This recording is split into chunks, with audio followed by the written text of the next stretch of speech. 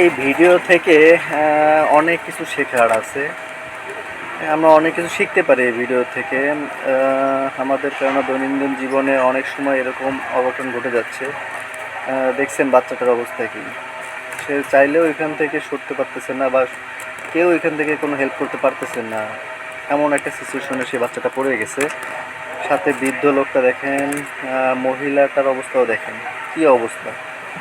এখানে সাহায্য করার মতো মানুষটাও খুঁজে পাওয়া যাচ্ছে না। কারণ হচ্ছে গিয়া এখানে সাহায্য করার মতো জায়গাই নাই। আপনাকে কীভাবে সাহায্য করবে? জনসমাগম এমন জায়গায় বৃদ্ধ মানুষ ও শিশু যারা আছেন বা মহিলারা যারা আছেন তাদের না যাওয়াই ভালো। তারা প্রতিবাদ করবেন, তারা নিজেদের মতন করে নিজেদের মতন করে প্রতিবাদ করতে পারে। কিন্তু এরকম জনসমাগম জায়গায় একটা বাচ্চা বা একটা মহিলা পরিপূর্ণভাবে সেফলি সে থাকতে পারে না বা পারবে না।